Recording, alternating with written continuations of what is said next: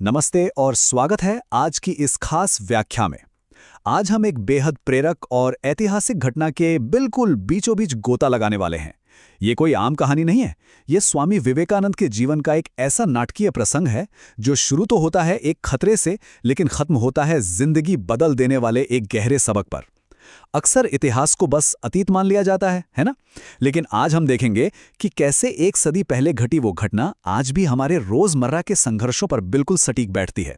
तो चलिए बिना किसी देरी के सीधे इस घटना के केंद्र में चलते हैं। दृश्य कुछ ऐसा है। बनारस यानी काशी शहर की एक बेहद तंग और संकरी गली। उस घुटन भरे माहौल की जरा कल्पना करते हैं। दोनों तरफ ऊंची दीवारें हैं। निकलने का रास्ता एकदम संकरा है। स्वामी जी बड़ी शांति से उस गली से गुजर रहे थे और तभी एकदम अचानक सामने से बंदरों का एक बहुत बड़ा झुंड आ गया। रास्ता पूरी तरह से ब्लॉक हो चुका था। एकदम से तनाव अपने चरम पर पहुंच गया। और इसके बाद घटनाक्रम बहुत तेजी से बिगड़ा। तंग गली, सामने आक्रामक बंदरों का झुंड। ऐसे में पहली स्वाभाविक मानवीय प्रतिक्रिया क्या होती है? खतरे से बचने के लिए पीछे की ओर भागना। कोई भी इंसान उस स्थिति में यही करेगा और स्वामी जी भी उन बंदरों से बचने के लिए पीछे की तरफ भागे। लेकिन उस संकरी गली में ये पीछे हटने वाली प्रतिक्रिया बिल्कुल काम नहीं आई। बंदरों का आक्रमण तेज हो गया और बात सीधे एक गंभीर शारीरिक हमले तक पहुंच गई। कपड़े फट गए और शरीर पर कई खरोंचें आ गईं। मामला सिर्फ डराने धमकाने तक सीमित नहीं था। स्थिति सच में बेहद खतरनाक हो चुकी थी। खतरे की गंभीरता का अंदाजा इसी बात से लगाया जा सकता है कि उन बंदरों ने स्वामी जी को 2 से 3 जगह पर काट लिया था। स्थिति पूरी तरह से नियंत्रण से बाहर हो रही थी। खतरा बिल्कुल सामने था, बिल्कुल असली था, और पीछे भागने की वजह से वो खतरा और भी ज्यादा बड़ा हो गया था। बचने का कोई रास्ता नजर नहीं आ रहा था। और फिर अचानक इस पूरी कहानी में एक जबरदस्त ठहराव आता है। इस जानलेवा अफरा तफरी और खौफ के बीच सब कुछ अचानक रुक सा जाता है। पास के ही एक घर की खिड़की से इस पूरी घटना को देख रहे एक अजनबी ने हस्तक्षेप किया। उस शोर शराबे में खिड़की से आई उस एक आवाज ने इस पूरे घटनाक्रम की दिशा ही पलट कर रख दी। देखते हैं उस अजनबी ने ऐसा क्या कहा जिसने स्थिति को पूरी तरह बदल दिया। उस अजनबी के शब्द बिल्कुल साफ और सच कहें तो एकदम हैरान करने वाले थे। उसने कहा, स्वामी जी रुक जाओ, भागो मत, घूंसा तानकर उनकी तरफ बढ़ो। ये सलाह सच में गहराई से सोचने वाली है। जब सामने से एक आक्रामक झुंड हमला कर रहा हो तो इंसान का दिमाग तुरंत कहता है कि जान बचाकर भागो। लेकिन ये सलाह, ये तो बिल्कुल उल्टी थी। ये पलायन नहीं बल्कि सीधे टकराव का, चुनौती देने का आह्वान था। डर को छोड़कर साहस को चुनने का एक बहुत बड़ा पल। और स्वामी जी ने बिल्कुल यही किया। उनके उठाए गए इन 3 कदमों ने पूरा खेल ही बदल दिया। सबसे पहला कदम, उन्होंने भागना बंद किया और अपने कदम वहीं रोक दिए। दूसरा, उन्होंने अपना बचाव छोड़कर एक आक्रामक मुद्रा अपनाई और घूंसा ताना।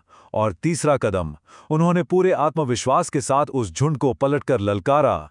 भयभीत होने के बजाय उन्होंने सीधे खतरे की आंखों में देखा। उनकी पूरी शारीरिक भाषा डर से निडरता में बदल चुकी थी। और इस निडरता का परिणाम वो तुरंत सामने आया। जैसे ही स्वामी जी ने पलटकर ललकारा, वे आक्रामक बंदर अचानक डर गए। जो खतरा बस कुछ सेकंड पहले तक जानलेवा लग रहा था, वो साहस के सामने एक पल भी नहीं टिक पाया। बंदर इधर उधर भाग खड़े हुए और रास्ता बिल्कुल साफ हो गया। स्वामी जी ने बिना किसी और परेशानी के उस तंग गली को बड़े आराम से पार कर लिया। भौतिक रूप से ये घटना यहीं खत्म हो जाती है, लेकिन इसका असली अर्थ तो अब शुरू होता है। भौतिक घटना से आगे बढ़ते हुए आइए अब इस कहानी के मनोवैज्ञानिक रूपक पर आते हैं।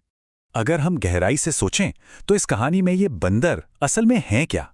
यहाँ ये सिर्फ जानवर नहीं है, ये हमारी जिंदगी में आने वाली निरंतर विपत्तियों, समस्याओं और हमारे अनजाने डरों का एक बहुत बड़ा प्रतीक हैं। ये बंदर कोई बीमारी हो सकती है, कोई आर्थिक संकट हो सकता है, करियर की असफलता हो सकती है, या कोई भी ऐसी मुश्किल जो अचानक हमारा रास्ता रोककर खड़ी हो जाती है और हमें डराने लगती है। और यही हमारे इस पूरे विश्लेषण का सबसे शानदार बिंदु है। यहाँ 2 बिल्कुल अलग अलग नज़रिए एकदम साफ दिखाई देते हैं। एक तरफ है पलायन।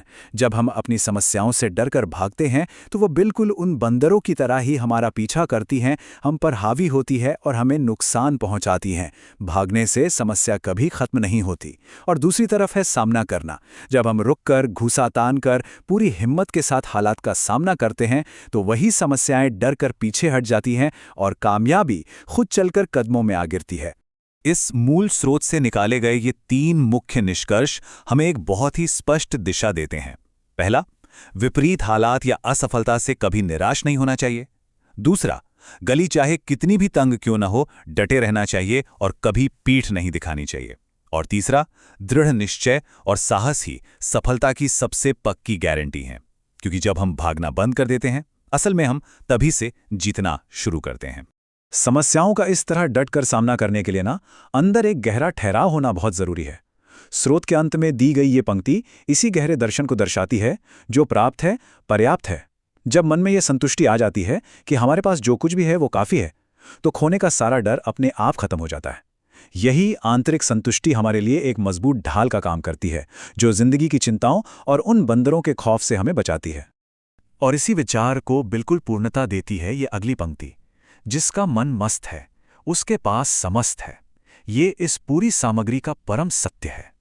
अगर मन में आनंद है, अगर मन पूरी तरह से अडिग और प्रसन्न है, तो समझ लीजिए कि दुनिया की असली संपत्ति मिल गई।